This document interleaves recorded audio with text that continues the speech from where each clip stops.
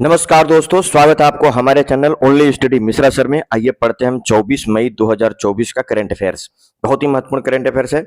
आपके exam UPPSC RO यारो इनके लिए बहुत ही महत्वपूर्ण है। और जो भी अभी एग्जाम होने वाले हैं, आरपीएफ है या पुलिस के एग्जाम्स हैं या अन्य एग्जाम है, सभी के लिए समान रूप से महत्वपूर्ण होगा। तो चलिए हम शुरुआत करते हैं अपने पहले प्रश्न से। प्रश्न नंबर 1, विश्व आर्थिक मंच के यात्रा एवं पर्यटन विकास सूचकांक में भारत को कौन सा स्थान मिला है? जिसमें भारत को स्थान मिला है 39, 39वां स्थान मिला है। ये विश्व आर्थिक मंच ने जो यात्रा और पर्यटन विकास रिपोर्ट जारी की थी, उसी में देशों की रैंकिंग दिया है। तो यात्रा और पर्यटन विकास में भारत को 39वां स्थान दिया गया है।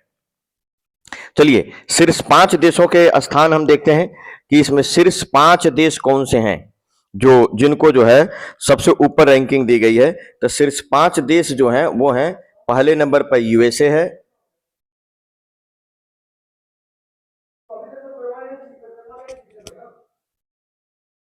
पहले पर यूएसए, दूसरा स्पेन, तीसरा जापान, चौथा फ्रांस, पांचवा ऑस्ट्रेलिया। ये 5 शीर्ष देश हैं। सबसे नीचे है 119वें नंबर पर माली और 118वें नंबर पर सियरा लियोन। अब हम जानते हैं वर्ल्ड इकोनॉमिक फोरम के बारे में, अर्थात विश्व आर्थिक मंच के बारे में हम देखते हैं। विश्व आर्थिक मंच, वर्ल्ड इकोनॉमिक फोरम, इसका फुल नाम है। इसकी स्थापना 1971 में हुई थी। मुख्यालय कोलोगनी स्विट्जरलैंड में है। अब एक चीज ये ध्यान रखिएगा, डब्ल्यूईएफ कौन कौन से रिपोर्ट या सूचकांक जारी करता है, ये महत्वपूर्ण होगा। अक्सर पूछा जाता है कि ये कौन सा सूचकांक जो है, ये सूचकांक कौन सी संस्था के द्वारा जारी किया जाता है, तो याद रख लीजिएगा, ऊर्जा संक्रमण सूचकांक, वैश्विक लिंग अंतराल रिपोर्ट, वैश्विक प्रतिस्पर्धात्मकता रिपोर्ट, वैश्विक यात्रा एवं पर्यटन रिपोर्ट और वैश्विक आईटी रिपोर्ट। ये जो रिपोर्ट है ये वर्ल्ड इकोनॉमिक फोरम के द्वारा जारी किया जाता है। याद रख लीजिएगा, बहुत ही महत्वपूर्ण प्रश्न होगा, यूपीपीएससी आरओ यारो के लिए अति महत्वपूर्ण है। अगला प्रश्न देखिए, 10वां विश्व जल दिवस, सॉरी 10वां विश्व जल मंच का आयोजन कहां किया गया? 10वां विश्व जल मंच का आयोजन कहां किया गया? तो ये किया गया है इंडोनेशिया में। इंडोनेशिया के राष्ट्रपति जोको विडोडो ने 20-25 मई 2024 तक बाली शहर के नुसा दुआ कन्वेंशन सेंटर में 10वें विश्व जल मंच का उद्घाटन किया। ध्यान रखिएगा, जोको विडोडो। कल के जो करंट अफेयर्स के प्रश्न है उसमें प्रश्न नंबर 8, जिसमें इंडोनेशिया के राष्ट्रपति का नाम प्रबोथो जो है बता दिया गया था, जबकि वो रक्षा मंत्री थे, तो उसको सुधार लीजिएगा। इंडोनेशिया के राष्ट्रपति हैं जोको विडोडो, ये याद रखेंगे। इसमें जल की सुरक्षा और महत्व पर जोर दिया जाता है। तो ये जो 10वां विश्व जल मंच का आयोजन किया गया है, इसमें जल की सुरक्षा, जल के महत्व, उसका उपयोग, इन सब बातों पर एक वैश्विक मंच है जिस पर जोर दिया जाता है। अगला प्रश्न देखिए, हाल ही में शुरू किया गया भारत सरकार का प्रोजेक्ट ईशान का संबंध किससे है? तो भारत सरकार ने एक प्रोजेक्ट शुरू किया है ईशान। इसका जो है संबंध है एक राष्ट्र एक हवाई क्षेत्र। ऑप्शन आपका सी सही हो जाएगा। भारत सरकार ने एक राष्ट्र एक हवाई क्षेत्र के उद्देश्य के लिए initiative Indian single sky harmonised air traffic management ISHAN के तहत देश भर में विस्तृत अपने 4 उड्डयन क्षेत्रों दिल्ली, मुंबई, चेन्नई, कोलकाता को एकीकृत इकाई के रूप में समेकित करने की प्रक्रिया शुरू कर दी है। तो ध्यान रखिएगा, जो पहले से 4 समेकित क्षेत्र थे, दिल्ली, मुंबई, चेन्नई और कोलकाता, उनको अब जो है एक एकीकृत, मतलब एक जगह से अब रेगुलेट किया जाएगा। इसी को बोला गया एक राष्ट्र एक हवाई क्षेत्र, ये शुरू किया है और इसकी प्रक्रिया शुरू कर दी है। ध्यान रखिएगा, एक राष्ट्र एक हवाई क्षेत्र, जिसको हम कह रहे हैं ईशान। अगला प्रश्न देखिए, प्रश्न नंबर 4, हाल ही में 55 वर्ष की आयु में माउंट एवरेस्ट फतह करने वाली सबसे उम्रदराज भारतीय महिला कौन बनी है? इसका उत्तर हो जाएगा ज्योति रात्रे। ज्योति रात्रे 55 वर्ष की आयु में माउंट एवरेस्ट फतह करने वाली सबसे उम्रदराज महिला बन गई हैं। मध्य प्रदेश की है, ये उद्यमी है और बहुत ही फिटनेस पर बहुत ध्यान देती हैं।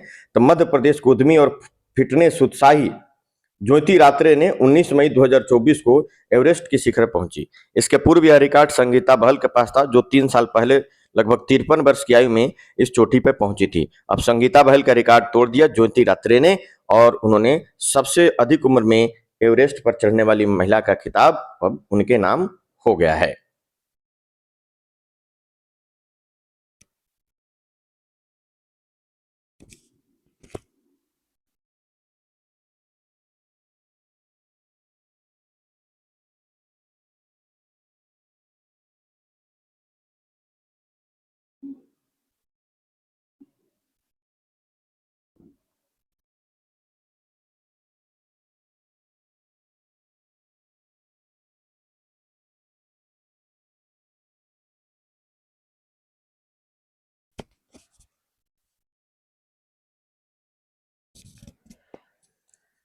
अगला प्रश्न देखिए, वर्ष 2024-25 के लिए भारतीय उद्योग परिसंघ CII के अध्यक्ष पद पर किसे नियुक्त किया गया है?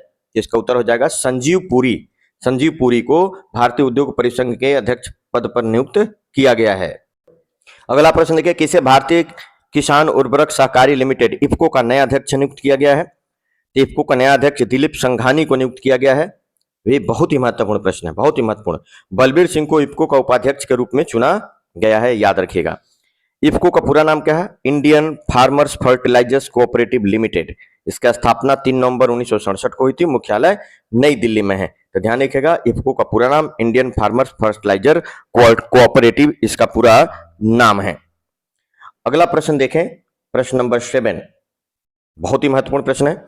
डॉक्टर सौम्या स्वामीनाथन को किस देश के मैकगिल विश्वविद्यालय द्वारा डॉक्टरेट की मानद उपाधि से सम्मानित किया जाएगा? यह ध्यान रखिएगा, सम्मानित किया जाएगा, अभी किया नहीं गया है, सम्मानित किया जाएगा लगभग अगले हफ्ते।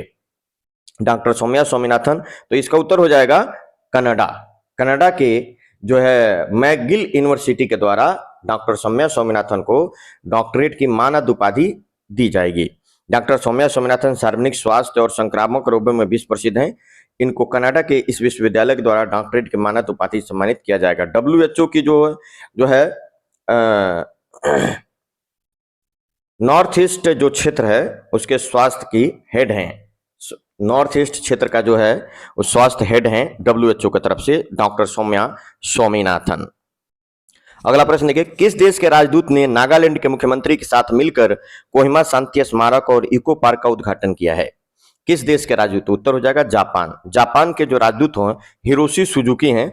तो हिरोशी सुजुकी और नागालैंड के मुख्यमंत्री नेफ्यू रियो ने मिलकर शांति स्मारक और इको पार्क का उद्घाटन किया है। ये बात आप ध्यान रखिएगा, बहुत ही महत्वपूर्ण। नागालैंड की स्थापना 30 नवंबर 1963 को हुई थी। इसकी राजधानी कोहिमा में है। मुख्यमंत्री रिफ्यून्यू है, राज्यपाल ला गणेशन है। लोकसभा की यहाँ पर 1 सीट है, राज्यसभा की भी 1 सीट है और विधानसभा की 60 सीट है। तो नागालैंड के बारे में स्टैटिक जीके के प्रश्न आप जरूर याद रखिएगा, परीक्षाओं के लिए बड़ा महत्वपूर्ण होता है। अगला प्रश्न देखिए, भारतीय नौसेना के कार्मिक प्रमुख अर्थात chief personnel of Indian navy के रूप में किसे नियुक्त किया गया है? Chief personnel of Indian navy के रूप में किसे नियुक्त किया गया? तो इसका उत्तर हो जाएगा संजय भल्ला। संजय भल्ला को नियुक्त किया गया है। भारतीय नौसेना के कार्मिक प्रमुख के रूप में वाइस एडमिरल संजय भल्ला को नियुक्त किया गया है।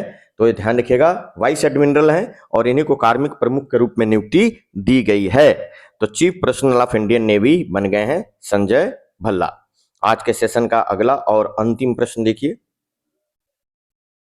बड़ा महत्वपूर्ण प्रश्न है ये वाला। टाटा इलेक्ट्रॉनिक्स के अध्यक्ष के रूप में किसे नियुक्त किया गया है? टाटा इलेक्ट्रॉनिक्स के अध्यक्ष के रूप में किसे नियुक्त किया गया? तो उत्तर हो जाएगा नटराजन चंद्रशेखरन, एन चंद्रशेखरन। टाटा सन्स के अध्यक्ष नटराजन चंद्रशेखरन को टाटा इलेक्ट्रॉनिक्स के अध्यक्ष के रूप में नियुक्त किया गया था। वेरी वेरी मोस्ट इंपॉर्टेंट प्रश्न है, बहुत ही महत्वपूर्ण प्रश्न है। टाटा सन्स की स्थापना 1917 में हुई थी और इसका मुख्यालय जो है मुंबई में है। टाटा सन्स की स्थापना हुई थी 1917 में, मुख्यालय मुंबई में है। तो चलिए आज के लिए इतना ही, कल फिर मिलेंगे इसी तरीके के शानदार प्रश्नों के साथ। हमारे चैनल पर नए हैं तो सब्सक्राइब अवश्य करिए और आपको अच्छा लगता है तो इसको लाइक करना बिल्कुल मत भूलिए और इसको अपने दोस्त ग्रुप में भी शेयर करिए। हमारा चैनल नया है, आपके सपोर्ट की बहुत जरूरत है। तो चलिए आज के लिए इतना ही, कल फिर मिलेंगे। सभी लोगों का बहुत बहुत धन्यवाद। जय हिंद, जय भारत।